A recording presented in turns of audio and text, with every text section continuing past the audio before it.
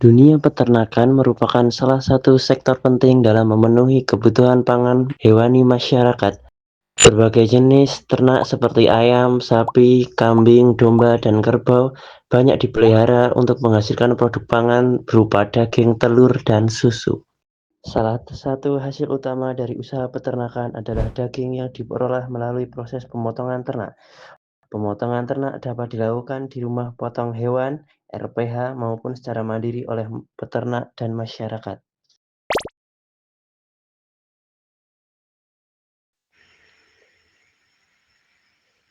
Yang pertama adalah praktikum acara 3, yaitu pemotongan ternak secara mandiri.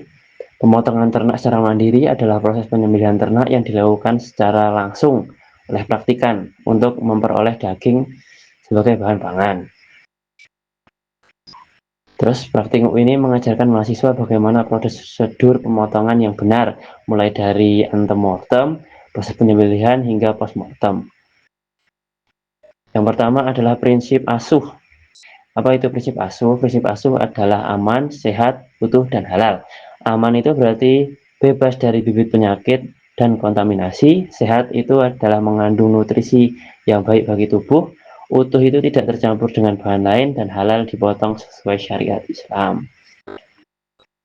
Karena itu proses penyembelihan ini harus dilakukan dengan benar dan higienis.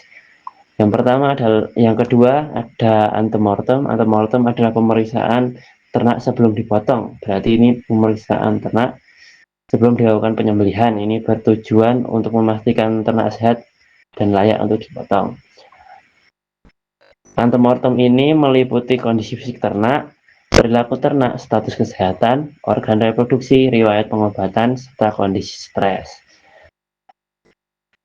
Hasil pemeriksaan antemortem ini dapat menentukan ternak boleh dipotong tanpa syarat atau dipotong dengan syarat tertentu, ditunda pemotongannya, atau malah tidak boleh dipotong.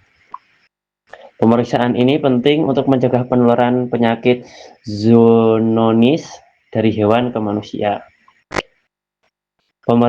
Yang ketiga adalah pemeriksaan postmortem. Pemeriksaan postmortem dilakukan setelah ternak disembelih. Pemeriksaan ini bertujuan untuk memastikan karkas dan jeroan aman untuk dikonsumsi, mengetahui adanya kelainan jaringan dan penyakit, mencegah peredaran daging dan hewan sakit, menjadi informasi penelusuran penyakit ternak. Berarti ini dari daerah ternaknya beli.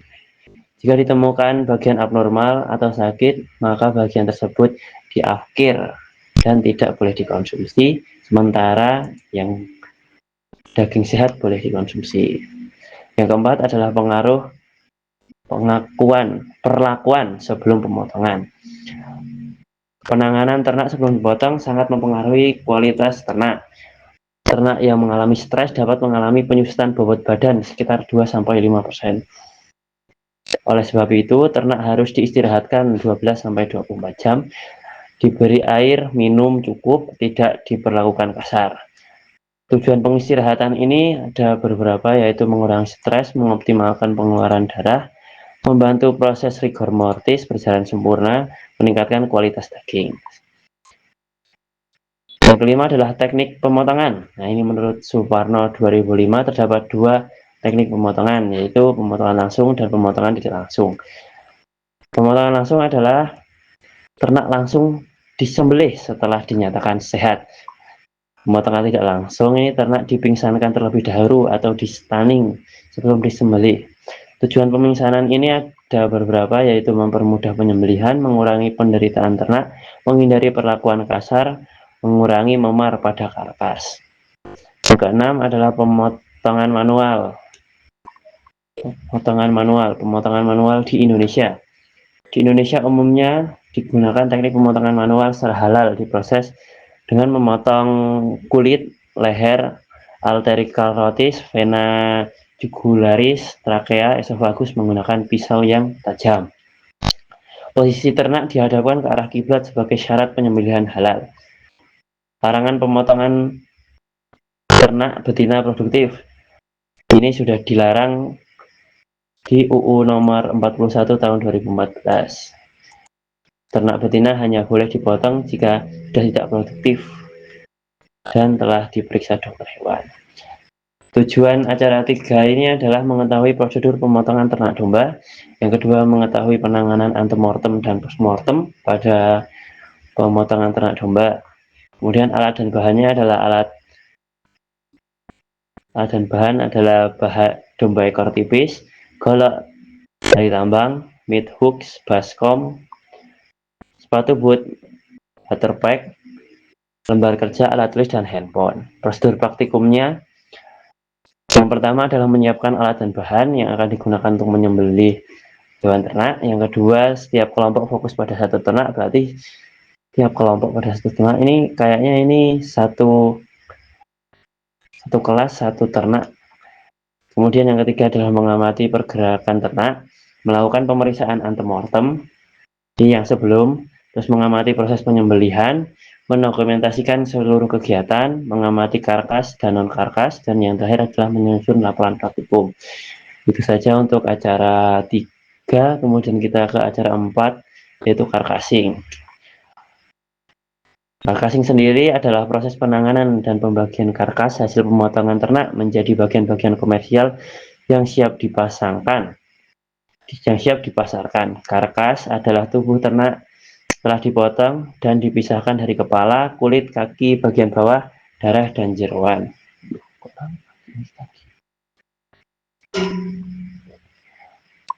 Pemotongan komersial karkas. Karkas domba dibagi menjadi beberapa komersil agar mudah dipasarkan. Bagian tersebut terdiri dari shoulder, breast, rib atau rack, sack, leg, loin, flank, dan neck. Proporsi potongan karkas. Menurut National Livestock and Meat Board pada 1975, proporsi karkas dibagi menjadi 4 saddle, yaitu shoulder 26%, breast 9%, rib 5%, sang 10%. Kemudian ada hind saddle, yaitu leg 39%, loin 7%, flank 2%, ginjal dan lemak ginjal 2%. Cara pembagian potongan komersial. Yang pertama ada shoulder, dipotong dari persendian alanto-occipital sampai antara tulang rusuk ke-5 dan ke-6. Kemudian yang kedua ada sang, dipotong dari persendian humerus dan radioulna sampai metacarpophalanges. Yang ketiga ada breast, dipotong dari persendian humerus sampai antara rusuk ke-12 dan ke-13. Rib atau rib dipotong antara rusuk ke-6 sampai rusuk ke-12.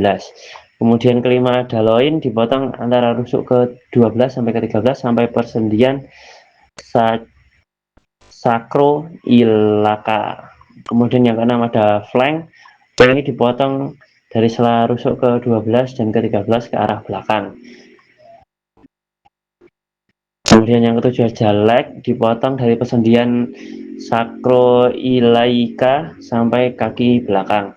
Tujuan praktikum ini adalah mengetahui cara penggantungan dan pembagian karkas hasil pemotongan domba, terus menilai kualitas karkas dan proses pemotongan ternak. Alat dan bahan yang digunakan ini masih sama dari yang tadi, domba ekor tipis, kateter, tali tambang, meat hooks, gunakan masih sama, baskom kuping, sepatu boots, wear pack, lembar kerja, alat tulis, dan handphone. Prosedur kerja karkasing ini yang pertama menyiapkan alat dan bahan. Setiap kelompok fokus pada bagian-bagian karkas, berarti satu kelompok mendapatkan satu bagian karkas. Kemudian yang ketiga mengamati kondisi postmortem setelah penyembelihan.